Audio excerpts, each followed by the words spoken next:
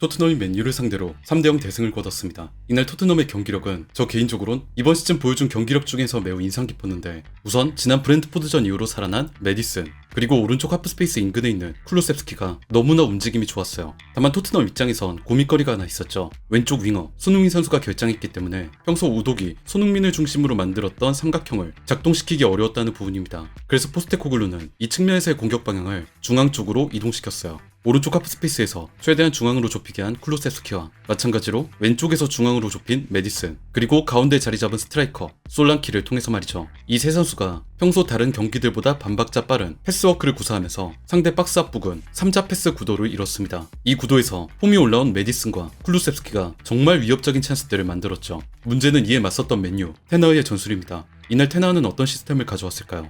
여러분 모두 아시겠지만 저는 평소에 이렇게 전술판을 보여드리면서 이 감독의 기본적인 전술이 이렇다, 공격 상황 때는 누가 위로 올라가고 누가 안으로 좁히고 그러면서 최종적으로는 어떤 포메이션이 완성된다, 이렇게 말씀드리잖아요. 그런데 이날 테너의 전술에선 이렇게 얘기할 수 있는 게 전혀 없었습니다. 애초에 지공 상황에서의 포메이션 전환은 전혀 생각하지 않은 것 같았고, 딱 하나 준비해온 전술이 4-4-2 두 줄 수비에서 상대 볼을 탈취하면 중앙에서 볼을 잡은 브루노 페르난데스가 양쪽에서 뛰어가는 레시포드나 가르나초에게 롱패스를 찔러준다. 그리고 볼을 받은 윙어가 뒷공간 침투를 감행한다. 이거 하나였어요. 제가 말씀드릴 게 없다고 하는 이유가 뭐냐면, 최소한 전반전의 모습을 봤을 땐 애초에 상대 진영에서 포메이션이 완성되는 그림 자체가 없었습니다. 두 줄 수비하다가 볼 받으면 측면 롱패스, 윙어가 뛰어가다 막히면 다시 돌아와서 4-4-2 두 줄 수비, 그러다가 다시 볼 뺐으면 앞으로 달려나가는 윙어한테 롱패스, 이 과정의 반복이었습니다. 들으시면서 느끼셨겠지만 굉장히 소극적인 전술이죠. 테너는 포스테코글루가 전술상 자주 노출한 이 뒷공간이라는 키워드에 지나칠 정도로 집착했는데, 그게 오늘 맨유 선수들의 움직임에 그대로 나타났습니다. 맨유 선수들은 평소에 리산드로, 오나나, 더리우트를 중심으로 한 후방 빌드업을 거의 보여주지 않고 볼을 가지면 최대한 빨리 앞쪽으로 내보내기 바빴습니다.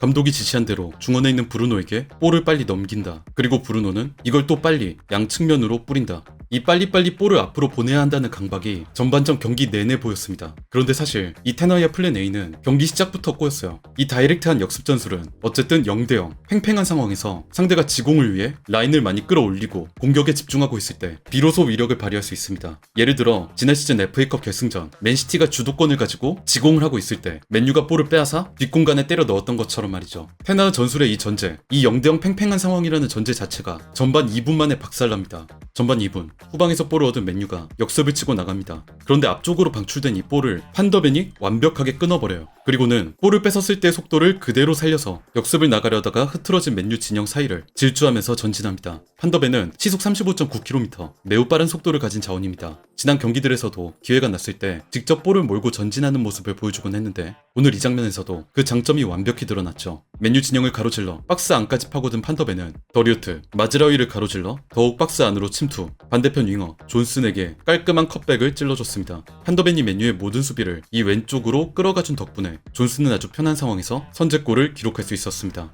판더벤의 이 질주, 존슨의 득점이 사실 이번 경기 테나가 준비한 모든 플랜을 무너뜨리는 치명적인 한 방이었어요. 테나가 가져온 이 역습 전술은 아까 말씀드렸던 것처럼 0대0 팽팽한 상황에서야 위력을 발휘할 수 있는데, 이미 그 전제 자체가 무너졌죠. 더 안 좋은 게 뭐냐면, 맨유 선수들이 지시받았던 빨리빨리 앞으로 보내는 역습이 한 골을 내준 뒤로 더 급해졌다는 겁니다. 브루노를 거치는 경우도 있지만 뒤쪽 백포라인 인근에서 곧바로 롱패스를 쏘기도 하고, 심지어 골키퍼인 오나나가 직접 롱패스를 방출하기도 했습니다. 물론 이로 인한 좋은 장면들도 있었습니다. 이 장면처럼 오나나가 볼을 잡아서 앞쪽에서 달려가고 있는 레시포드를 겨냥해 롱패스를 날리면 레시포드가 이걸 받아 뒷공간을 부수고 들어가면서 골문을 노린다. 이런 장면도 있었죠. 중앙에서 볼을 잡은 브루노가 반대편 뛰어가는 레시포드를 발견하고 롱패스를 뿌린다. 레시포드가 왼쪽으로 수비들을 몰아넣고 반대편 가르나초에게 크로스, 가르나초가 발리슛을 시도해 골대를 맞히는 그림도 나왔습니다. 사실 테너가 바란 단 하나의 장면이 이런 것들인데, 아시겠지만 최근 맨유 전방 자원들의 결정력이 그다지 높지 않잖아요. 위협적인 장면들이 몇 번인가 있었지만 골로는 연결되지 못했습니다.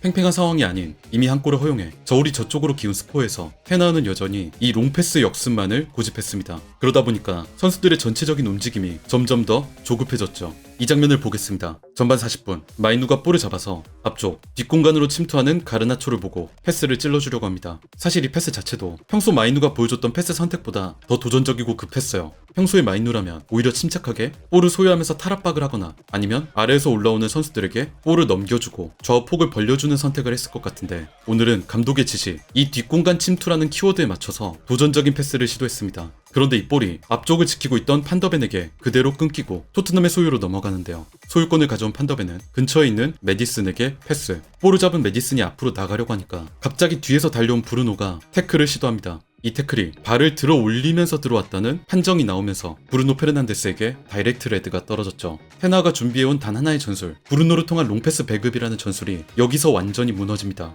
이후 수적 열세에 빠진 맨유를 상대로 오히려 토트넘이 더 위협적인 역습을 보여줬어요. 후반 46분, 수적으로 부족하지만 동점을 위해 라인을 극단적으로 올린 맨유가 토트넘의 역습에 뒷공간을 내줍니다. 위로 올라간 존슨이 가운데 클루셉스키에게 내주는 패스가 더리우트의 태클을 맞고 굴절되면서 높이 떠오르고, 이날 좋은 폼을 보여주던 클루셉스키가 높이 점프하면서 아크로바틱한 추가골을 터뜨리죠. 이후 맨유는 2대0 상황에서 최대한 따라가기 위해 공격을 시도했지만 수적 열세 상황에서 득점을 터뜨리는 건 쉽지 않았고, 결국 76분 솔랑키에게 쐐기골을 내주면서 3대0 패배를 당했습니다. 제 개인적인 의견, 주관적인 생각을 좀 말씀드리고 싶은데, 이날 맨유가 당한 패배의 원인은 뭘까요? 브루노 페르난데스의 퇴장? 그것도 물론 큰 원인 중 하나겠지만 제일 중요한 사실은 이 브루노가 감독이 준비한 단 하나의 전술을 지탱하는 하나뿐인 기둥이었다는 겁니다. 상대에게 주도권을 내주고 역습만을 노리는 소극적인 전술 말입니다. 사실 잘 모르겠어요. 맨유가 테너를 선임했을 때 그에게 바랐던 축구가 아래에서 롱패스로 차보내서 역습만을 노리는 축구였을까요? 선수 한 명이 퇴장당에 빠지면 경기 자체를 어떻게 풀어나갈지 감도 못 잡는 그런 축구였을까요?